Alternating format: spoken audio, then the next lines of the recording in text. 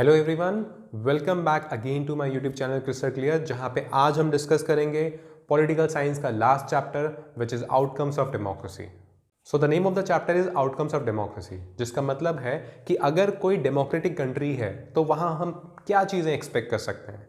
That is what will be the end result or what will be the outcome of implementing democracy in a particular country. So the whole chapter revolves around these two things. What are the things which we expect in a democracy? हम क्या expect करते हैं democracy में, हमें क्या क्या देखने को मिल सकता है, and what actually happens in a democracy. ठीक है, डेमोक्रेसी में एक्चुअली में क्या होता है.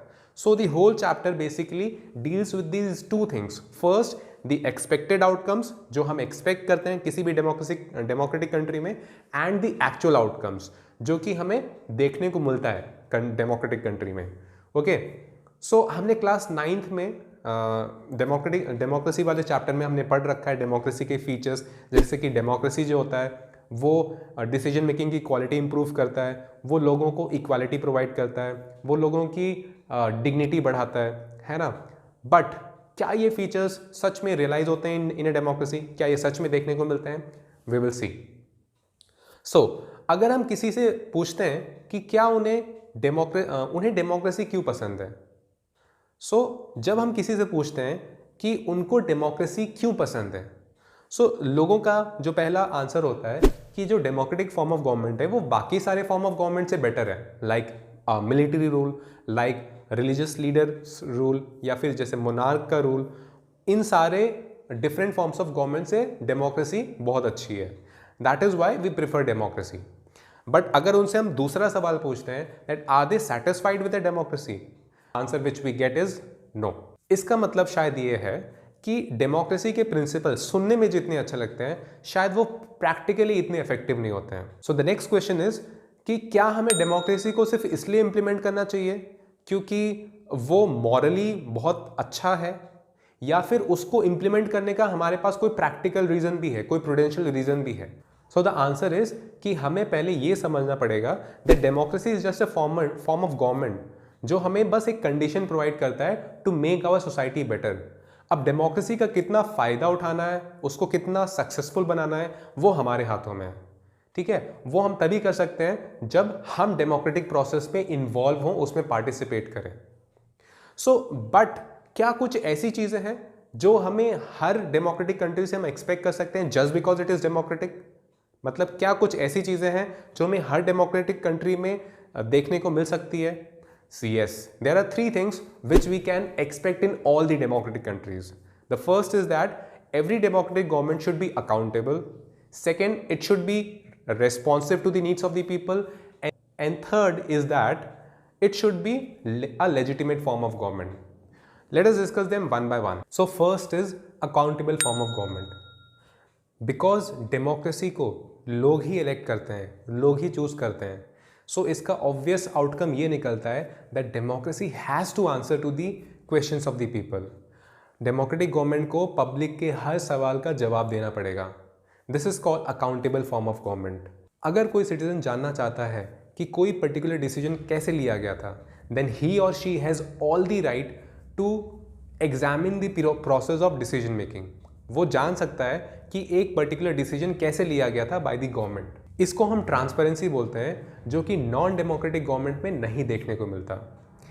लेकिन अगर किसी भी डेमोक्रेटिक गवर्नमेंट को अकाउंटेबल बनाना है तो वहाँ पे 3 प्रैक्टिसेस फॉलो होने चाहिए. फर्स्ट इज दैट वहाँ पे रेगुलर, फ्री और फेयर इलेक्शंस होने चाहिए. सेकेंड इज वहाँ पे ओपन पब्लिक डिबेट्स होने चाहिए on major policies and legislations.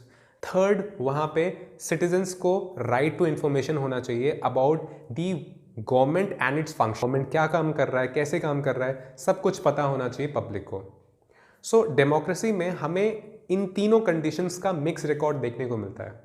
जैसे किसी भी डेमोक्रेटिक गवर्नमेंट में इलेक्शंस रेगुलर होते हैं, फ्री होते हैं, बट जहाँ तक बात आती है फेयर इलेक्शंस की, वहाँ पे कहीं ना कहीं डेमोक्रेसी थोड़ा सा पीछे हो जाता है, क्योंकि डेमोक्रेसी में हर किसी को फेयर चांस नहीं मिल पाता ऑफ विनिंग द इलेक्शंस.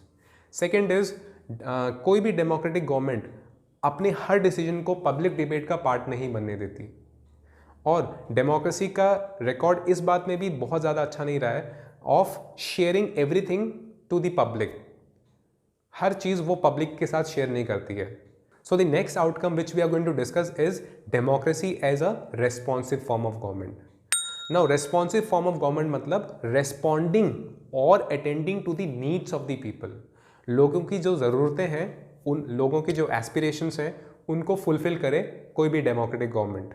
लेकिन इसमें भी डेमोक्रेसी का रिकॉर्ड कुछ अच्छा नहीं रहा है, क्योंकि लोग डिमांड करते करते फ्रस्ट्रेट हो जाते हैं बट उनकी ज़रूरतें पूरी नहीं होती हैं। And the last is democracy as a legitimate form of government. So सबसे पहले लेजिटिमेट का मतलब क्या होता है? लेजिटिमेट का मतलब होता है anything which has been taken through legal measures. कोई भी ऐसी चीज़, कोई भी ऐसा काम जो पूरे कानूनी तरीके से होता है, that is called legitimate. So democracy को इसमें 10 आउट ऑफ 10 पॉइंट्स मिलते हैं, बिकॉज डेमोक्रेटिक गवर्नमेंट खुद इलेक्ट होती है बाय द पीपल। लोग डेमोक्रेटिक गवर्नमेंट को खुद चूज करते हैं, which makes the democratic government legitimate, है ना। सारा जो प्रोसीजर होता है डेमोक्रेसी में, चाहे वो पार्लियामेंट में हो, कोई भी लॉ बनाने के कॉन्टेक्स्ट में हो, तो वहाँ पे सब कुछ पूरे प्रोसीजर्स, पूरे नॉर्म्स के साथ होता है। That is why democracy is a legitimate form of government. So इसी वजह से democracy is so popular all over the world amongst all the people. So इसी चैप्टर के एक पैराग्राफ में ये पूछा गया है दैट बिकॉज डिक्टेटरशिप्स में ज़्यादा टाइम नहीं लगता डिसीजन लेने में, और डेमोक्रेसी में ज़्यादा टाइम लगता है कोई भी डिसीजन लेने में, सो बिकॉज ऑफ दैट क्या democracy inefficient form of government है और डिक्टेटरशिप ज़्यादा एफिशिएंट फॉर्म ऑफ गवर्नमेंट है? So let us find out. So किसी भी डिक्टेटरशिप कंट्री में जहाँ पे डिक्टेटरशिप होता है, वहाँ पे कोई भी डिसीजन लेने में ज़्यादा टाइम नहीं लगता, क्योंकि वहाँ पे ना तो ज़्यादा कंसल्टेशन किया जाता है डिसीजन लेने से पहले, ना तो उस पर डेलिब्रेशन होता है, डिस्कशन होता है, डिबेट होता है, कुछ नहीं होता। इसी वजह से किसी भी डिक्टेटरशिप कंट्री में कोई भी डिसीजन बहुत ही जल्दी ले लिया जाता है, और उसका नेगेटिव आउटकम ये होता है कि जो पब्लिक है वो उस डिसीजन से खुश नहीं होती है, because it has not been consulted by them. So sometimes उसके वजह से क्या होता है कि सोसाइटी में it can cause unrest, it can cause protest and violence. But democracy में क्या है कि ऑल्दो उसमें टाइम लगता है, क्योंकि वहाँ पे किसी भी डिसीजन को पहले डिस्कस किया जाता है, उसके बाद उस पर डेलिब्रेशन होता है, कंसल्टेशन होता है एक दूसरे से, and finally they come up with a decision. इसी वजह से फाइनल डिसीजन को लोग एक्सेप्ट करते हैं और उस डिसीजन में क्वालिटी भी होती है। सो हम ये नहीं कह सकते कि बिकॉज डेमोक्रेटिक गवर्नमेंट में डिसीजन लेने में टाइम लगता है, इसी वजह से वो इनएफिशिएंट है या फिर इनएफेक्टिव। अब हम डिफरेंट लेवल्स पे डिस्कस करते हैं that what are the expected outcome and what are the actual outcomes in a democracy. So सबसे पहला टॉपिक या सबसे पहला सब्जेक्ट जिस पे हम डेमोक्रेसी के एक्सपेक्टेड आउटकम और एक्चुअल आउटकम को डिस्कस करेंगे, वो है economic growth and development. So first let us discuss about the expected outcome. So किसी भी डेमोक्रेसी से ये एक्सपेक्ट किया जाता है कि वहाँ की इकोनॉमिक ग्रोथ और डेवलपमेंट वहाँ पे बहुत अच्छा होगा, वहाँ की जीडीपी हर साल इंक्रीज करेंगी। This is the expected outcome in a democracy related to this subject. But what is the actual outcome? So अगर हम 50 ईयर्स का डेटा उठा करके देखें, फ्रॉम 1950 टू 2000 का अगर हम डेटा उठा के देखते हैं, तो हमें ये देखने को मिलता है कि जो डिक्टेटरशिप कंट्री है वहाँ का जो इकोनॉमिक ग्रोथ रेट है वो स्लाइटली बेटर है देन डेमोक्रेसी। वहाँ की इकोनॉमिक ग्रोथ रेट बेटर है। बट अगर हम पुअर कंट्रीज़ की बात करें, like a poor democratic country and a poor dictatorship country, तो उनके बीच में इकोनॉमिक ग्रोथ रेट का कोई डिफरेंस देखने को नहीं मिलता। इसके अलावा डेवलपमेंट और भी कई सारे फैक्टर्स पे डिपेंड करता है। किसी भी कंट्री के डेवलपमेंट या उसकी इकोनॉमिक ग्रोथ रेट और भी कई सारी चीज़ों पे डिपेंड करती है, जैसे कि उस कंट्री की पॉपुलेशन साइज़ क्या है, उस कंट्री की को बाकी कंट्रीज़ का कितना सपोर्ट मिला हुआ है, उस कंट्री में रिसोर्सेज क्या है, उस कंट्री की इकोनॉमिक प्रायोरिटीज़ क्या हैं। सो जस्ट बिकॉज हमने किसी कंट्री में डेमोक्रेसी इंप्लीमेंट कर दिया है, दैट डजेंट मीन कि वहाँ पे डेवलपमेंट भी हो जाएगा। और भी कई सारे फैक्टर्स हैं which contributes to the economic growth and development of that country. So overall हम ये कह सकते हैं दैट ऑल्दो डिक्टेटरशिप का जो इकोनॉमिक ग्रोथ रेट है वो स्लाइटली बेटर है देन डेमोक्रेसी, स्टिल हमें डेमोक्रेसी को चूज करना चाहिए because democracy has other positive outcomes. So this was part 1 of this chapter. there will be another part in which we'll complete the chapter in part 2. And if you have any doubt related to whatever we have discussed in this part, you can write it in the comment section. I will try to answer your doubts. And please, if you have liked this video, share it with others, and also subscribe and hit the like button. And thank you all for listening.